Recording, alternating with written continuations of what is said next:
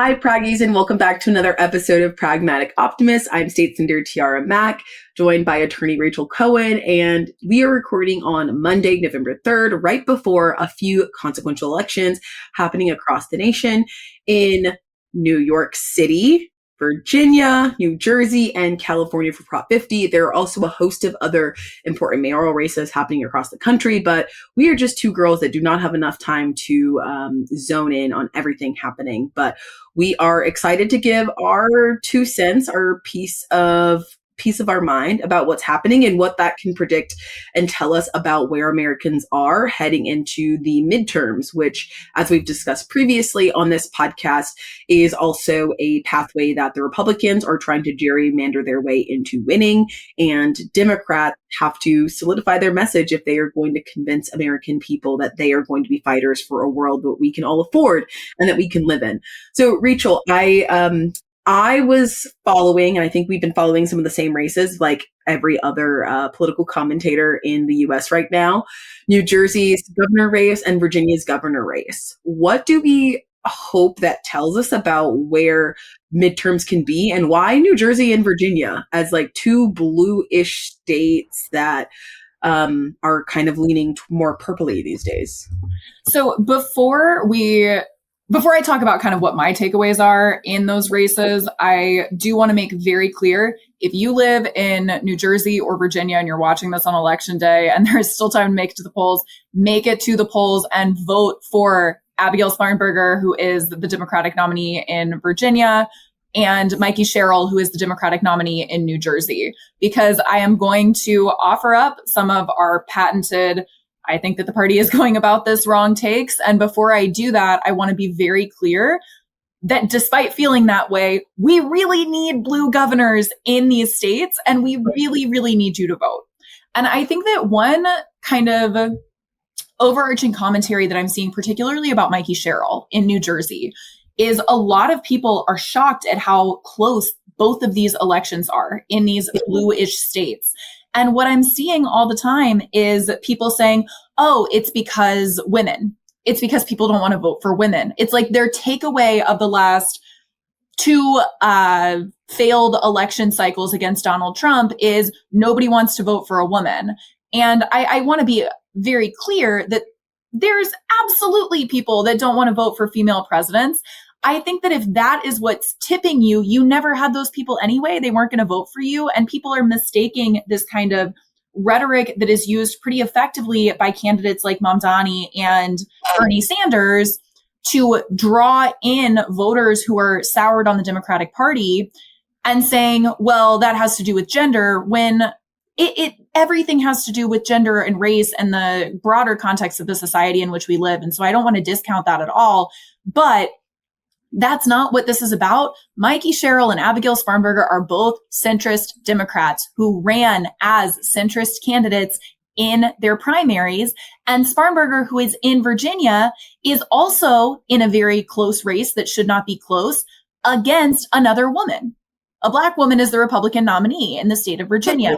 And you hear a lot of people kind of lamenting the state of polling, but the same people that are saying Mikey Sherrill's polling really poorly in New Jersey because she's a woman have nothing to offer about what's going on in Virginia, which is the exact same thing, which is that Democrats have to stop running centrists, because the people who turn out for Democratic primaries often say, well, I have to vote for whoever's going to win in the general.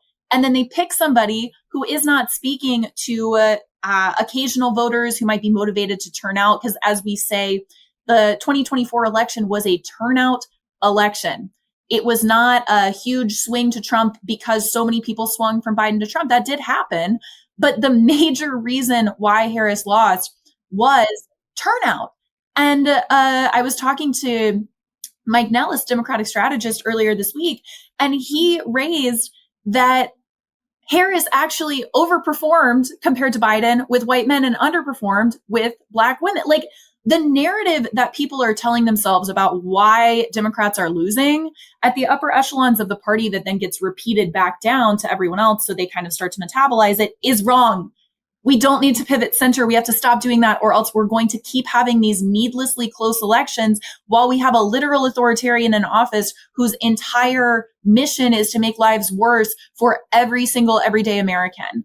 And so at this point, I will plug our grassroots policy initiative to try to get the Democrats to hear us on this, which is American Demands at americandemands.com.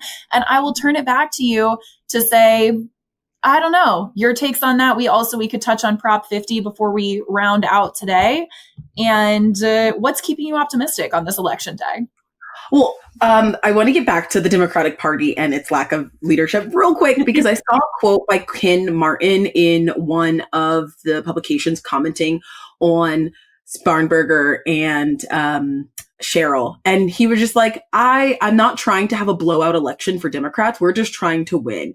And I'm like, this is the problem. We have the leader of the Democratic Party, Ken Martin, saying he doesn't care about blowout. He doesn't care about turnout. He just cares about getting the win no matter what. And I think so many American people feel that. They feel that the Democratic Party is willing to do the bare minimum in order to get the most likely voter to come out and turn the tide without actually listening to what people are saying. I was looking at all of their websites. They mention affordability, they mention transportation, they mention housing costs. But then when you compare that to Mamdani, who has been 10 toes down saying this is what democratic socialism is, it may seem scary because the Democratic Party has spent a lot of time and a lot of money demonizing people wanting to have resources and using our tax dollars in order to fund things like childcare, food, buses, transportation, education.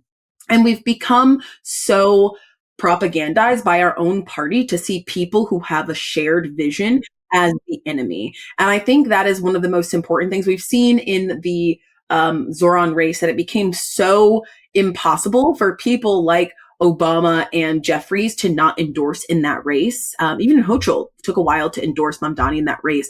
And now you had conditions to where centrist Dems or establishment Dems could not face their district without saying, we are going to endorse Mamdani, even though it came at the last minute. So I am optimistic that the tide is turning and that the American people and people who are in these like highly watched races are not just going to allow the Democratic Party to feed us the same lies that this party is one that cares about people. Because if they cared about people and if they cared about the issues, they'd be listening to affordability and they would have stronger policy and stronger legislation fighting at the state level. And while there are these governor races, Prop 50, I don't think we're going to have time to go into Prop 50. Everyone go and vote.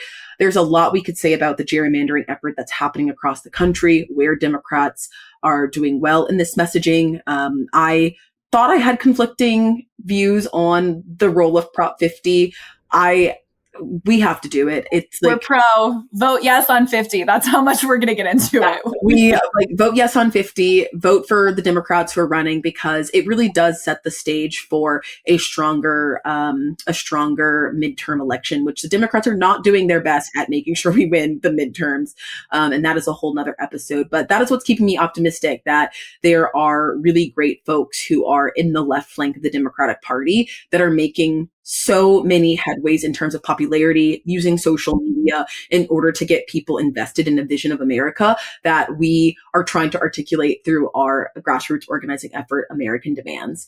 And I am hopeful that this starts to change the tide, but we still have to do so much more to get people invested in the idea that when you elect real people who care about policy and who care about not just placating the Democratic Party establishment, but care about making tangible change in people's lives, we can win and we can build a movement, a democratic movement that people can be proud of saying that they are Democrats. And on that note, Praggies, we will have another episode covering some updates in Chicago. Again, this is being recorded on Monday, November 3rd. We hope if you were in a place that has local, statewide, or governor elections that you get out and vote on Tuesday. Bye, Praggies. Can't get your fill of Legal AF? Me neither. That's why we formed the Legal AF Substack. Every time we mention something in a hot take, whether it's a court filing or a oral argument, come over to the Substack. You'll find the court filing and the oral argument there, including a daily roundup that I do called, wait for it, Morning AF. What else? All the other contributors from Legal AF are there as well. We got some new reporting. We got interviews. We got ad-free versions of the podcast and hot takes. Where? Legal AF on Substack. Come over now to free subscribe.